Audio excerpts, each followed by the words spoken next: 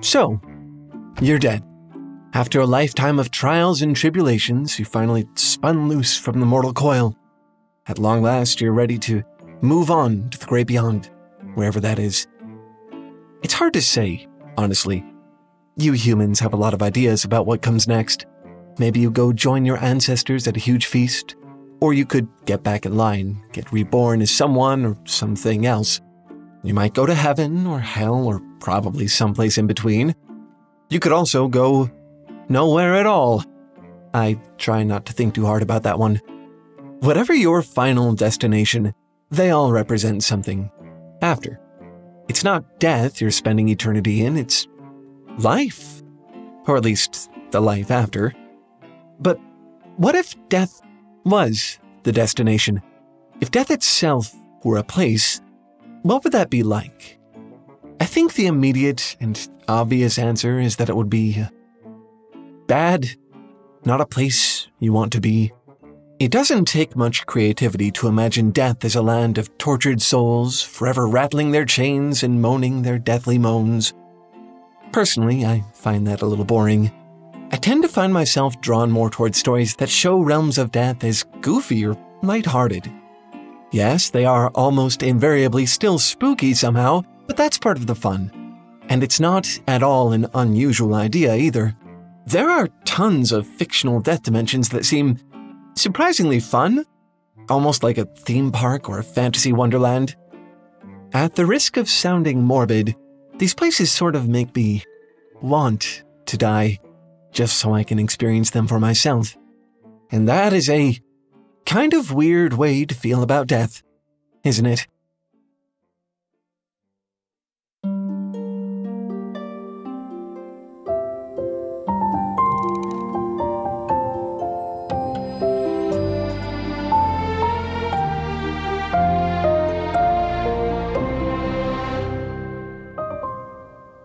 Just so you know, when you're done with this video, there's actually still a lot more left to watch. If you've ever been curious about how we make Foundry, our humans have recently started doing a series of videos about that very thing. It's called Behind the Machines, and you can watch it right now, only on Nebula. Just visit nebula.tv/TaleFoundry to get started. It would mean so much to me if you went and checked it out. I definitely get why comedic interpretations of death are as popular as they are, even though I don't personally have to worry about death, at least not the way you humans do. I can understand the fuss. You already live your lives in fear of death. You take for granted that it's coming for you someday. Reimagining it as something fun, I imagine, sort of helps alleviate that tension. Tim Burton movies are great at this. My relationship with his work is complicated, but I have to give credit where it's due. The man's death dimensions certainly have their charm. In Beetlejuice, the Netherworld is colorful and geometrically interesting, full of bizarre creatures and strange architecture. Just looking at it is fun. But the real kicker is the concept behind it. It's essentially just a DMV waiting room. Well, I'd hesitate to call that fun, exactly. It's funny to imagine death as an endless queue just to see a caseworker. It's also relievingly anticlimactic. You spend decades building death up in your head as this huge, terrifying thing. Then, when it finally happens, you just hang out for a few hundred years, reading a magazine, waiting for someone to call your number. Everyone's been places like that before. It's familiar. You can handle it. It's a good gag, don't get me wrong, but it's kind of all it is. We never learn anything else about this world. It's sort of implied that there is nothing else. Just the house you haunt, the DMV, and the sandworm-infested desert outside. Ostensibly, you're waiting for something at the DMV, but that really isn't part of the movie. And while this works for Beetlejuice's story, it doesn't really invite further thought. It says, don't worry about it. Just laugh at the joke and move on. Death is silly. The movie Corpse Bride, also directed by Tim Burton, does a similar but different thing. I mentioned a second ago that I wouldn't call Beetlejuice's version of death fun. Well, this one seems like an absolute blast. It's not some weird hell dimension. It's basically just the land of the living, but with better lighting and bars are open later. It's like Las Vegas for skeletons. But again, it's not very fleshed out. Pun absolutely intended, sue me. We don't get the sense that there's more to it than a couple of blocks of Victorian town. It's more of a setting than a world. And I get it. This isn't a Brandon Sanderson novel. It's not supposed to be a full world. It's a device. You're meant to compare it to the land of the living. They're mirrors of each other. It's the same, except everyone's friendly and jazz music exists. And everyone's dead, of course. The land of the dead is, in this case, hands down preferable to the land of the living. It says, why agonize about trivial living person problems up there when none of that will matter down here? But that's the thing, isn't it? In death, nothing matters. Like Beetlejuice, this movie and its version of death seem to sweep death itself under the rug. It seems to tell you to move on. I want to clarify here that I actually love these takes on the idea. Like I said, they're really charming interpretations of what death might look like if it were someplace you could go. They're also, probably intentionally, pretty shallow. As much as they play with the images and icons of death, they also don't really invite you to think about it. Here, death is a gag. You're not supposed to worry about it. Look how inconsequential and, ultimately, weirdly, enjoyable it is. Stop stressing. A pleasant thought, but it leaves me, I don't know, hungry? I want a death world that actually is a world. A place I can imagine spending more than a few well-plotted scenes. Somewhere designed for eternity. Somewhere that asks you to think about death. There is one such place. You just have to read a lot of children's fantasy to find it.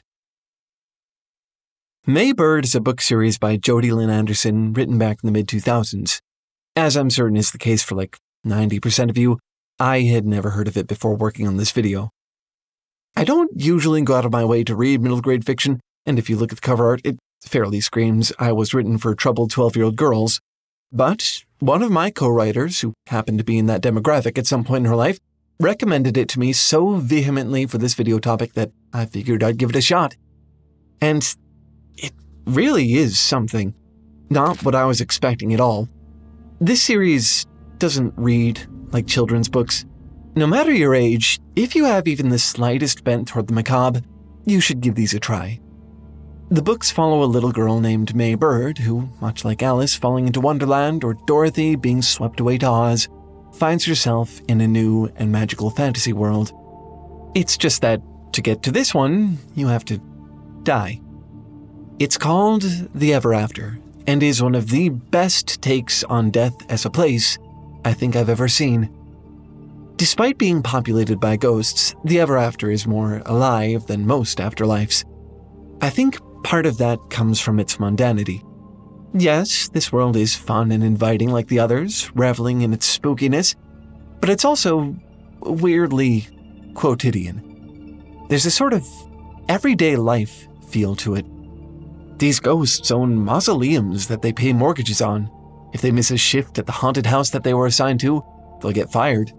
There's public transit, connecting locations with names like Bella Morte and the Pit of Despair amusement park. For a realm of death, it sure is easy to imagine living here. And I think that's kind of the point. The Ever After is occupied by a few different kinds of phantasm. There are ghosts, which differ from specters because they tend not to resemble humans. Ghosts could look like literally anything. An old man who's part bee, a woman made of dripping slime. There's also the dark spirits, who, on top of never having lived at all, don't even attempt civility. These are your ghouls, goblins, demons, and poltergeists. Of the Ever After's entire population, some 25 billion strong, only a third of it, the specters, were actually ever-living humans at some point. And they are pretentious about it. They continue to eat, sleep, and maintain personal hygiene despite not really needing to. According to them, once you've gotten used to being alive, it's hard to break those habits. But it's clear when you read the story that this is far more than just a force of habit. Their deaths have become their entire personalities. They feel a certain amount of pride about dying. They form cliques with other ghosts that died in similar ways. At one point, May encounters a place called the Towering Inferno Hotel. It's apparently popular with the Pompeii crowd because it simulates the feeling of being burned alive. These people are defined not just by the fact that they used to be alive, but by the nature of their death as well. In a way, the Ever After sort of forms a counterpoint to the Netherworld of Beetlejuice or the Land of the Dead in Corpse Bride. Those stories treat death as something to set aside, trivialize, if at all possible, stop worrying about.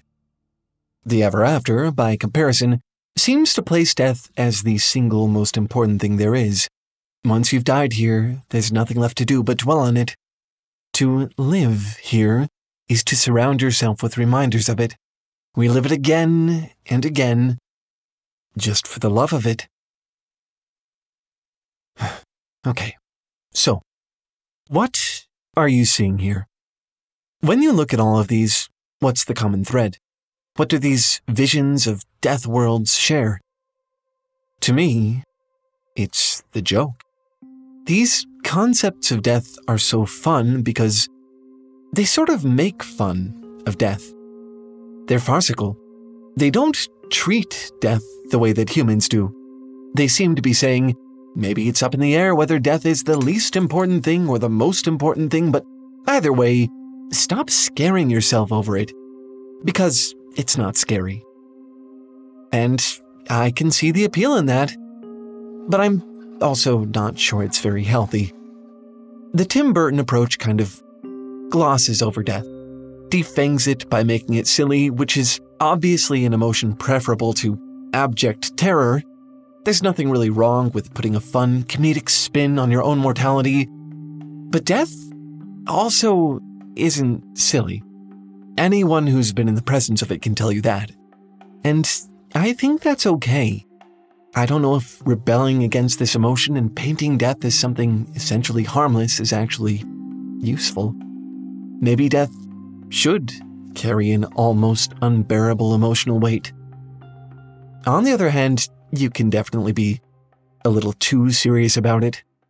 As much as I love the Ever After, I think it overshoots the treating death with gravity thing. There, being dead is a worldwide fixation.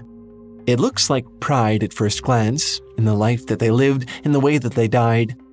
But when I really think about what's going on here, there's also an unmistakable sense of fear.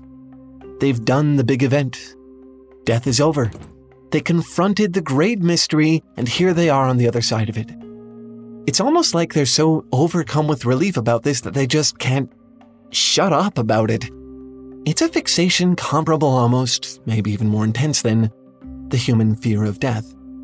Living or dead, whether it's come or gone, you can't spend your entire existence wrapped up in the possibility of one moment. That's not living at all. And what is death, if not a passing moment? Ultimately, all three of these realms paint death as something it's not. I get it. It's really tempting to try to compartmentalize death. It's easy to want to poke fun at it or glorify it, but maybe it's just not that deep. It's a moment. It comes and goes, here and gone, and then it's over. It's an important moment, to be sure, but, I mean, you cannot live in death. If you pay attention to the characters in these stories, you'll notice something interesting. No matter how inviting and utopian death is compared to the living world, they always want to find a way out. They want to return to their lives. You see it in Beetlejuice with Adam and Barbara trying to regain control of their home. In Corpse Bride, Victor is desperate to return to the land of the living, even though it's clearly a more boring, uncomfortable place than the land of the dead. Even May Bird's plot revolves around her trying to go back home to the mother she left behind on Earth. The knowledge that death can be pleasant doesn't stop it from being death. Death is only a moment, but it's a moment that humans spend their entire lives agonizing over. You will encounter death. It is everywhere you look. You surround yourselves with it. Countless religions, art movements, even subcultures revolve around trying to find some sort of understanding of what death is. Death is everywhere. It always has been, and it always will be, at least until someone finally cracks immortality. That's the problem with pushing death away, cordoning it off into some other in-between place. I like them in theory, but honestly, if death were a place, some sort of physical realm you could visit, I think this would be it. Humans are already living with death every day, and like the protagonists of these stories, it's something you're always trying to escape, or at least escape thinking about. Have you ever heard the term memento mori? In Latin, it means remember that you will die. It's a phrase used in a lot of art pieces about death, but also to describe objects and curios that invoke death's nature. Clocks with slogans on them like "They all wound" and "The last kills." Songs that tell you not to laugh as a hearse drives by. Paintings arranged into the subtle shape of a skull. Memento moris act as a sort of reality check, reminding the viewer that death is inevitable. I think that these pleasant, humorous death dimensions do something sort of similar. Yes, they miss the mark on the human relationship with death, but they do make death easier to live with. They ease you into thinking about death not as an abstract concept to be reckoned with when it finally catches up to you, but as something you want to engage with now. They provide symbols, characters, items full of the iconography of death that you'd be comfortable with, say, plastering on a backpack or wearing on a keychain. Which I like, because, as I've said, you have to face death all throughout life anyway.